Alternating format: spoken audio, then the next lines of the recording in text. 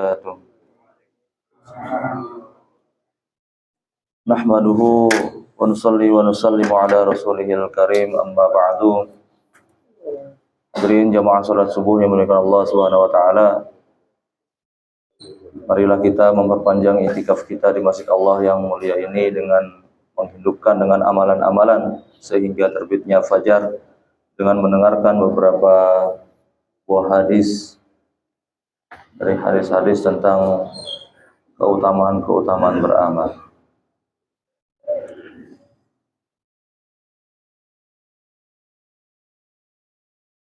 Hadis ke-9 mengenai tentang pentingnya salat. An Abi Hurairah radhiyallahu anhu qala Rasulullah sallallahu alaihi wasallam, la sahma fil islami liman la salata lah wa la salata liman la wudu'a lah.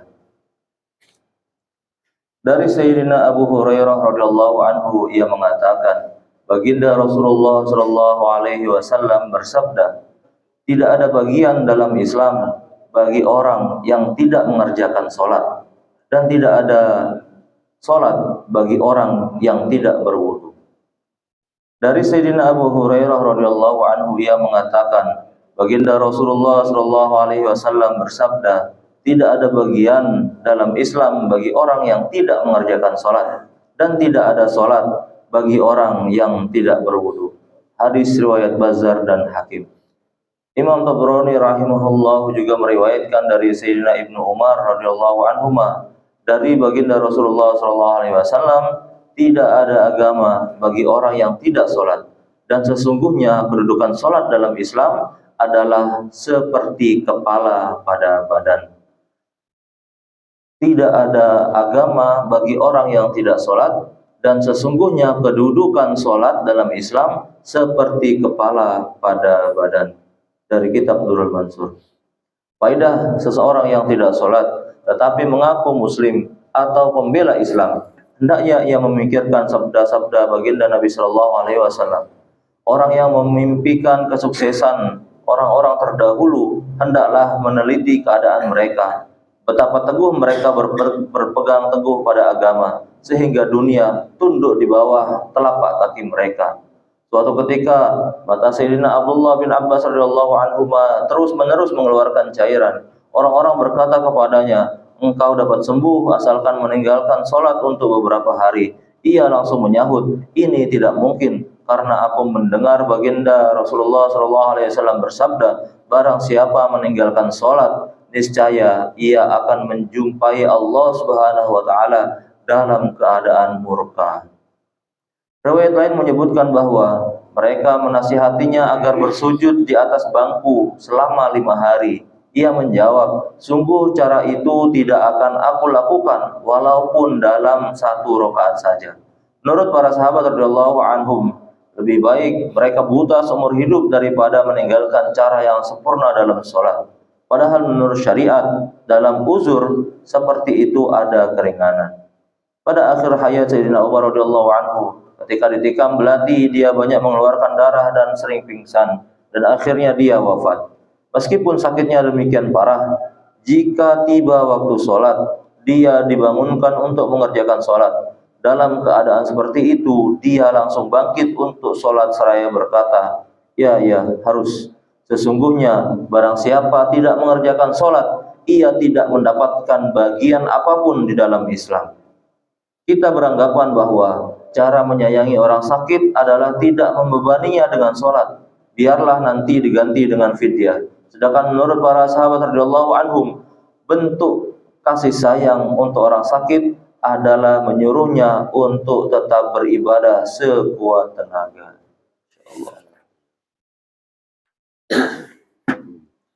Fadilah salat berjamaah. An Mu'adz bin Anas radhiyallahu anhu an Rasulillah sallallahu alaihi wasallam annahu qala al-jafa'u kullul jafa' wal kufru wal nifaq man sami'a munadi Allah yunadi ila salati fala yujibu. Rawahu Ahmad. Dari Sayyidina Mu'adz bin Anas radhiyallahu anhu, baginda Rasulullah sallallahu alaihi wasallam bersabda, benar-benar keras kepala, kufur dan nifak orang yang mendengar seruan muazin untuk salat tetapi ia tidak memenuhinya.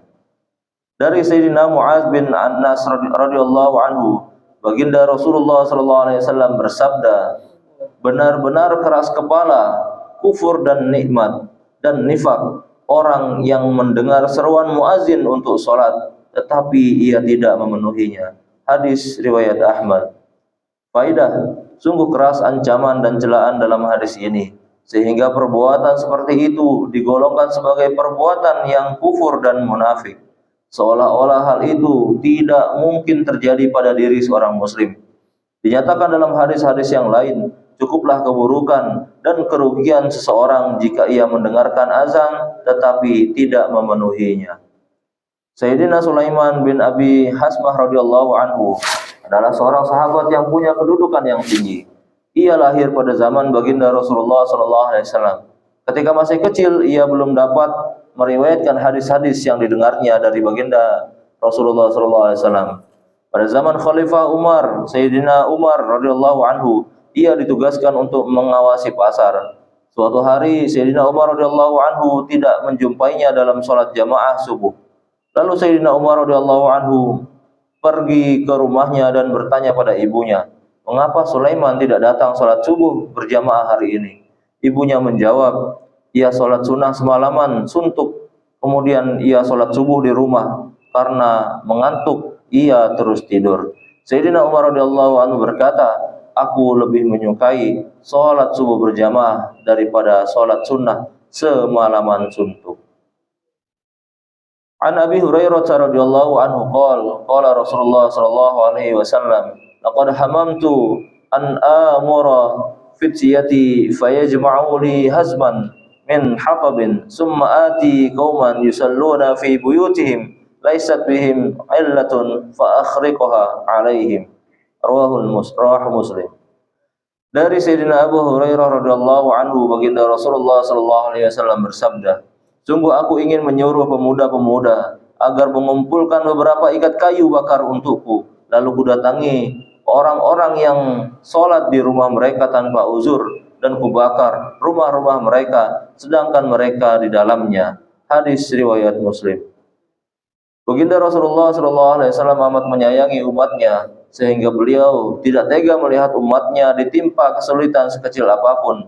Namun demikian, betapa marahnya beliau kepada mereka yang mengerjakan salat fardu di rumah tanpa uzur, sampai beliau menyatakan berkeinginan membakar rumah mereka sebagai ancaman saja. An Abi Darda radhiyallahu anhu qala sami'tu Rasulullah sallallahu alaihi wasallam yaqul, "Ma min salasatin fi qaryatin wala badwin wala tuqamu fiha salatu illa istahwadha alaihim asyaitanu Wa'alaikum bil jamaah fa innama ya'kulu dhi'bu min ghanamil qasiyah." Rawahu Ahmad. Baginda Rasulullah sallallahu alaihi wasallam bersabda, tidak ada 3 orang yang tinggal di sebuah kampung atau suatu padang sahara dan mereka tidak mengadakan salat berjamaah kecuali setan akan menguasai mereka. Maka berjamaahlah kalian. Sesungguhnya serigala hanya memakan kambing yang terpisah dari kelompoknya. Sesungguhnya serigala bagi manusia adalah setan, ia sendirian setan akan memangsanya. Hadis riwayat Ahmad.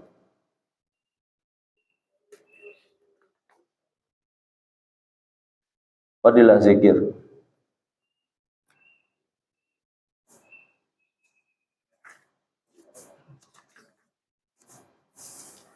An Abi Hurairah radhiyallahu anhu qala Rasulullah sallallahu alaihi wasallam, "Yunadi munadin yaumil qiyamati, aina ulul albab?" Qalu, "Ayyu ulil albab turid?" Qala, "Alladhi yadhkuruna Allaha qiyaman wa qu'udan wa 'ala junubihim wa yatafakkaruna fi khalqis samawati wal ard. Rabbana ma khalaqta hadha batila, subhanaka faqina 'adzaban nar." Uqida lahum liwa'un fa'atba'al qaumu liwa'ahum wa qala lahum udkhuluha khalidin. Dari Sayyidina Abu Hurairah radhiyallahu anhu, baginda Rasulullah sallallahu alaihi wasallam bersabda, pada hari kiamat akan ada malaikat yang berseru, "Di manakah orang-orang yang berakal?" Orang-orang bertanya, "Orang-orang berakal manakah yang engkau kehendaki?" Malaikat berkata, yaitu orang-orang yang selalu berzikir kepada Allah Subhanahu wa taala dalam keadaan berdiri, duduk, berbaring dan merenungkan tentang penciptaan langit dan bumi. Seraya mereka berkata, wahai Rabb kami, Engkau tidak menciptakan semua ini dengan sia-sia.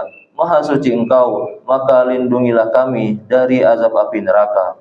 Kemudian diberikan kepada mereka sebuah bendera dan mereka akan mengikuti bendera itu. Malaikat berkata kepada mereka, masuklah kalian ke dalam surga untuk selama-lamanya. Hadis riwayat Al-Asbahani. Faedah merenungkan tentang penciptaan langit dan bumi, yaitu memikirkan kekuasaan Allah Subhanahu wa taala dan keajaiban hikmah-hikmahnya, sehingga akan menguatkan makrifat kepada Allah Subhanahu wa taala. Syekh Ibnu Abi Dunya rahmatullah alaih meriwayatkan sebuah hadis mursal bahwa suatu ketika baginda Rasulullah sallallahu alaihi wasallam menjumpai sekumpulan sahabat radhiyallahu anhum yang sedang duduk merenung. Beliau berkata, "Ada apa? Apa yang sedang kalian pikirkan?" Jawab mereka, "Kami sedang memikirkan ciptaan Allah Subhanahu wa taala." Beliau bersabda, "Ya, janganlah kalian memikirkan tentang zat Allah Subhanahu wa taala, tetapi pikirkanlah tentang makhluk ciptaannya." Seorang bertanya kepada Sayyidina Aisyah radhiyallahu anha, ceritakanlah kepada kami amalan baginda Rasulullah sallallahu alaihi wasallam yang menakjubkan. Jawab Sayyidatina Aisyah radhiyallahu anha, semua amalan baginda Rasulullah sallallahu alaihi wasallam menakjubkan. Suatu ketika pernah beliau datang dan berbaring di tempat tidurku dan masuk dalam selimutku. Lalu tiba-tiba beliau bangkit dan bersabda, "Biarkan aku beribadah kepada Rabbku." Kemudian beliau berwudu dan sholat sambil menangis sehingga air matanya mengalir membasahi dada yang mulia. Lalu beliau pun ruku sambil menangis, kemudian sujud sambil menangis. Beliau terus sholat seperti itu sepanjang malam hingga Bilal datang untuk memberitahu datangnya waktu subuh. Aku bertanya kepada beliau, "Ya Rasulullah, engkau telah diampuni. Mengapa engkau menangis seperti itu?"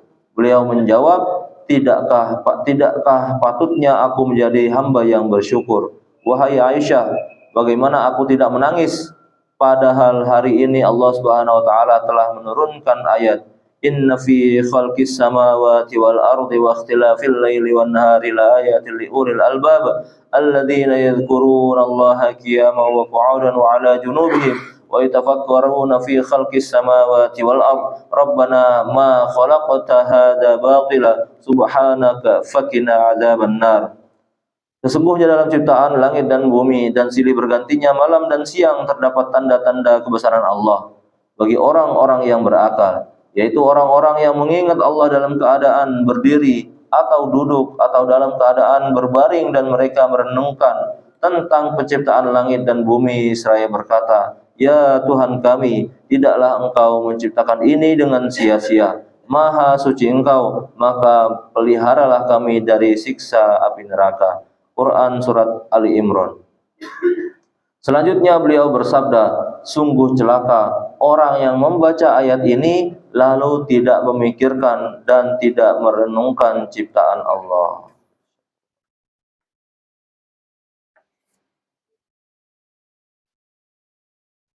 An Ibnu Umar radhiyallahu anhu qala sami'tu Rasulullah sallallahu alaihi wasallam yaqul, "Man qala subhanallah walhamdulillah wa la ilaha illallah wallahu akbar, kutibat lahu bi kulli harfin 'asyru hasanatin, wa man a'ana 'ala khusumati batilin lam yazal fi sakhatillahi hatta yanzi'a, wa man halat syafa'atuhu duna haddin min hududillah faqad daddallahu fi amrihi, wa man bahat mu'minan aw mu'minatan hasabahullahu fi radgotil khabali yaumal qiyamah hatta yakhruja mimma qal wa laysa bi kharijin."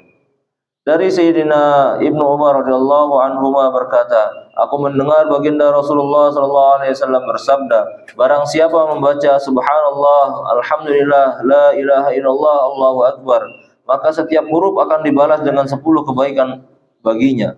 Barang siapa membela orang yang bersalah dalam suatu perselisihan, maka ia tidak henti-hentinya di dalam murka Allah Subhanahu wa taala sebelum ia bertaubat darinya.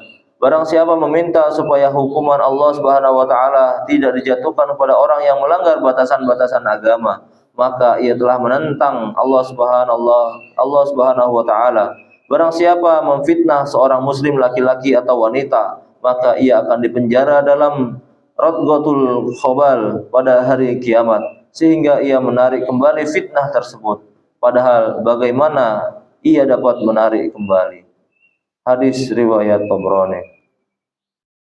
Faidah, sudah menjadi kebiasaan buruk kita untuk membela perkara yang salah. Kadangkala kita sudah mengetahui bahwa kita berada di pihak yang salah, namun karena hubungan keluarga atau karena kehendak golongan, maka kita masuk ke dalam murka, kemarahan dan teguran keras Allah Subhanahu wa taala. Murka, kemarahan dan teguran keras Allah Subhanahu wa taala dianggap bukan apa-apa dibanding dengan masalah keluarga dan golongan. Kita tidak berani mengingatkan mereka yang salah. Jangankan memperingatkan, kita malah membantu dan membela yang salah. Jika ada orang lain yang menuntutnya, kita akan melawan. Mungkin di antara kawan-kawan kita ada pencuri, penzalim dan sebagainya, tetapi kita justru mendukung dan membantu mereka. Inikah kehendak iman kita? Inikah ajaran agama kita? Dengan inikah kita membanggakan keislaman kita? Bukankah kita sendiri yang menjatuhkan nama baik Islam di hadapan non-muslim? Bukankah kita telah menghinakan diri kita dalam pandangan Allah Subhanahu wa taala?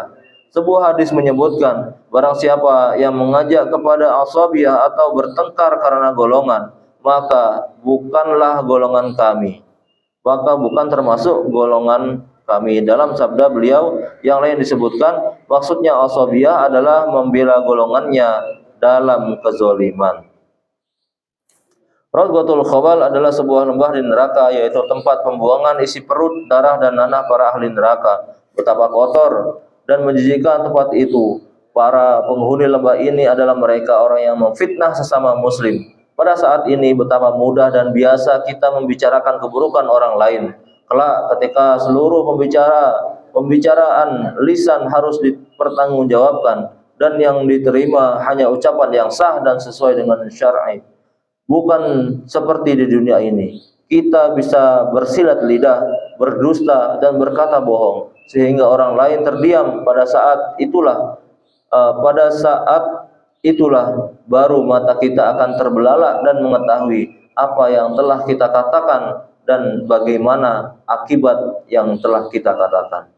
Baginda Rasulullah SAW bersabda, ada sebagian orang yang lidahnya mengatakan suatu ucapan dan mereka tidak memperdulikan ucapannya, namun karena ucapan itu mereka dilemparkan ke neraka. Hadis lain menyebutkan ada sebagian orang yang mengucapkan sesuatu agar orang lain tertawa dan karenanya ia akan dilemparkan ke dalam neraka sejauh antara langit dan bumi. Selanjutnya beliau bersabda, akibat dari lidah yang terpeleset lebih parah daripada akibat kaki yang terpeleset. Hadis lain juga menyebutkan barang siapa membuka aib orang lain karena suatu dosa, maka Allah Subhanahu wa taala akan menjerumuskannya ke dalam dosa tersebut sebelum ia meninggal dunia.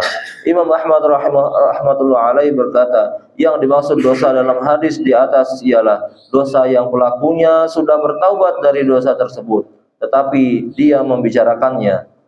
Diriwayatkan bahwa Sayyidina Abu Bakar radhiyallahu anhu menarik lidahnya dan berkata, karena dirimulah aku dapat terjerumus dalam kebinasaan. Syekh Ibnu Munkadir rahimahullah adalah seorang muhaddis dan tabi'in yang masyhur. Menjelang wafatnya ia menangis. Seseorang bertanya, mengapa engkau menangis? Jawabnya, aku tidak menangis karena dosa yang telah aku lakukan, tetapi aku menangis karena mungkin ada suatu ucapan yang kuanggap remeh, padahal mungkin hal itu berat di sisi Allah Subhanahu wa taala.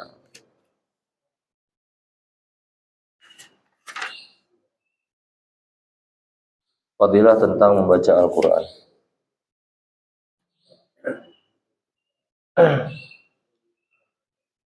An Abi Sa'id Al-Khudri radhiyallahu anhu qala jalastu fi 'asabatin min ضعفاء المهاجرين وإن بعضهم لا يستتر ببعض من العري وقارئ يقرأ علينا إذ جاء رسول الله صلى الله عليه وسلم فقام علينا ولما قام رسول الله صلى الله عليه وسلم سكت القارئ فسلم ثم قال ما كنتم تصنعون قلنا نسمع إلى كتاب الله تعالى قال الحمد لله الذي جعل من أمتي من أمرت أن أصبر نفسي معهم قال فجلس وسطنا ليعدل بنفسه فينا ثم قال بيده هكذا فتحلقوا وبرزت وجوههم له فقال أبشروا يا معشر الصعاليك المهاجرين بالنور التام يوم القيامة تدخلون الجنة قبل أغنياء الناس بنصف يوم وذلك 500 سنة رواه Abu Daud.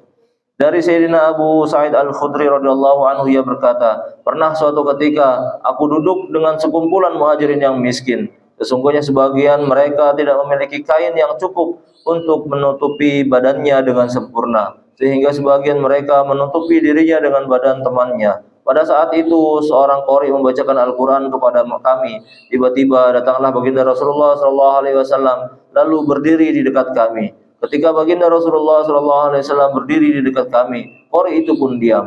Beliau memberi salam dan bersabda, apa yang sedang kalian lakukan? Kami menjawab, kami sedang mendengarkan bacaan Al-Quran. Beliau bersabda, segala puji bagi Allah yang telah menjadikan sebagian dari umatku orang-orang yang aku diperintahkan agar bersabar bersama mereka. Sayyidina Abu Sa'id radhiyallahu anhu berkata, kemudian beliau duduk di tengah-tengah kami sehingga jarak masing-masing kami dengan beliau kurang lebih sama. Beliau mengisyaratkan dengan tangan agar kami duduk melingkar sehingga wajah-wajah kami terlihat oleh beliau. Beliau bersabda, bergembiralah wahai muhajirin yang miskin, kalian akan mendapatkan cahaya yang sempurna pada hari kiamat. Kalian akan masuk surga setengah hari lebih dulu daripada orang-orang kaya. Sedang setengah hari di akhirat sama dengan 500 tahun. An Abi Hurairah radhiyallahu anhu qala Rasulullah sallallahu alaihi wasallam, man istata'a ila ayatin min kitabillahi kutibat lahu hasanatun mudha'afun wa man talaha kanat lahu nuran yaumal qiyamah. Rawahu Ahmad. Dari Sayyidina Abu Hurairah radhiyallahu anhu berkata, Rasulullah sallallahu alaihi wasallam bersabda, barang siapa mendengar satu ayat dari kitab Allah, maka akan ditulis baginya satu kebaikan yang dilipat gandakan. Dan barang siapa membacanya, maka baginya nur pada hari kiamat. Faidah, meskipun para muhaddisin mempermasalahkan sanad hadis di atas, namun dari segi isi hadisnya tersebut banyak didukung oleh riwayat-riwayat hadis lain yang menyatakan bahwa mendengar tilawatil Quran berpahala sangat besar.